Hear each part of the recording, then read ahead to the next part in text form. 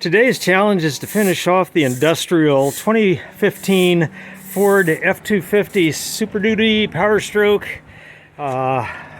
truck, and we put rear shocks on it. It's time to put front shocks on it. So just to give you an idea what you're up against, you got a 21 millimeter long extension here, so you need a 21 millimeter deep socket, 20 millimeter wrench to hold the flats here, and you got an 18 millimeter bolt here. That one could be tight, so you'll need a breaker bar or a lot of oomph to get it loose. But basically it's pretty easy. I'm not going to lift it. I'm just going to turn the wheel out of the way to give me a little more room, and we'll get started on it. I'll take the top off first. Okay, place your 20 millimeter on the nut to hold the center shaft. A really nice design for those of you who've had to resort to using Allen wrenches in the shaft, and then just spin off the upper nut.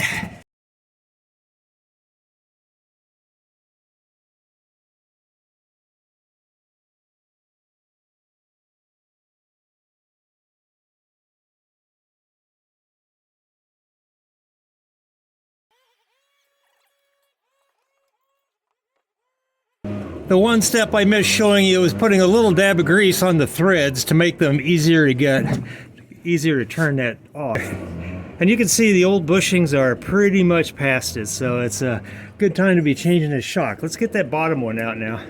Okay, now we're gonna zip off the 18 millimeter at the bottom. I'm gonna cheat. Okay, once that's out, and it is held in by this captive little lever nut here, so remember it goes in the back. At this point, should be able to just lever out the shock. It's probably under a little bit of tension if there's any kind of pressure left in the shock itself, but if so, you'll just use a wrench or other similar violent tool to wedge it out, and you're ready to replace it. Okay, and here's a good point where you want to just kind of make sure your new one looks a lot like your old one. Comes with new hardware so that you can put the bushings back in the way they were.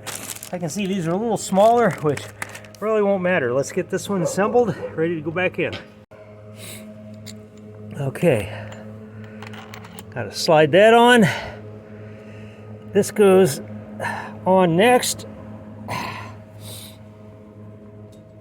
That's another reason you put lube on them. They're hard enough as it is.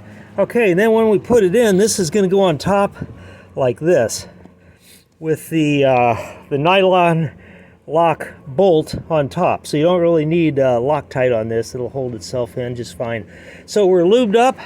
I'm going to go ahead, while I'm in the mode, I'm going to put just a little bit of lube inside the bushing that goes through, just so that it's free to move, no binding anywhere. Okay, we're ready to install. All right, we got enough leaf blowers in place to go ahead and complete this phase. We're gonna just slide this up, put the top bushing on, slide it over the threads, which will be just a little difficult.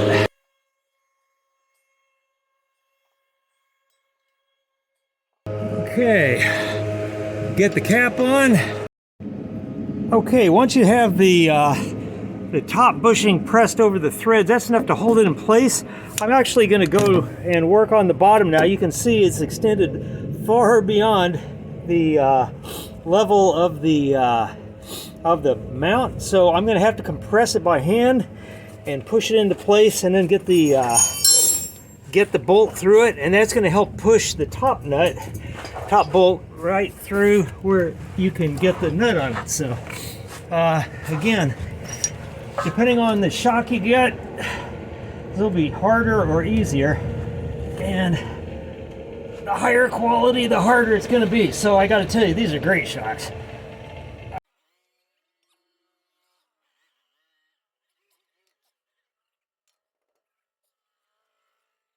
Okay, that takes a fair amount of grunt, but push hard, take your time, let it compress, and then I'm going to use a pry bar to lift the shock so I can get the bolt through.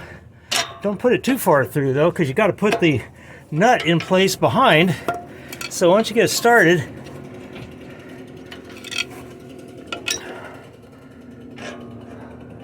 okay, so you need to get the bolt started. A little bit of a three-handed arrangement here, but I'm just putting a little bit of pressure on the pry bar, and we're through.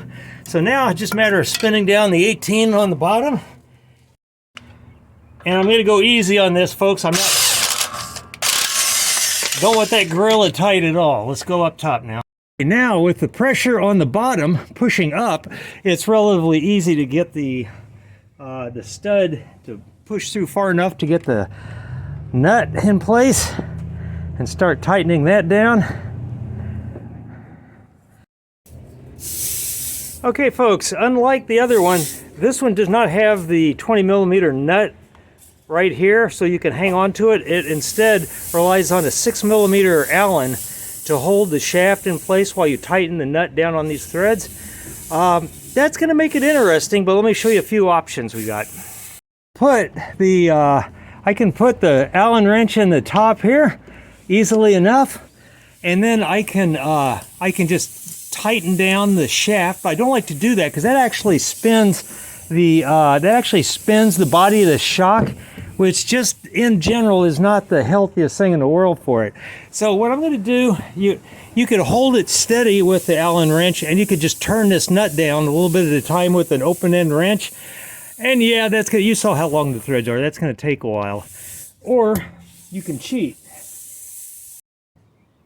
Okay, here's the other possibility. Use a feed-through socket, which can go over the nut and still allow you to approach it from the top with your Allen tool. So let's go ahead and do that. Okay, so this Bilstein shock actually takes 19mm nut up top rather than a 21. So I got my 19mm loaded, got my 6mm hex Allen wrench, and ready to turn this thing on. And I'm using an angled one just to make it as easy as I can. Okay, now this again does not have to be particularly Gorilla tight.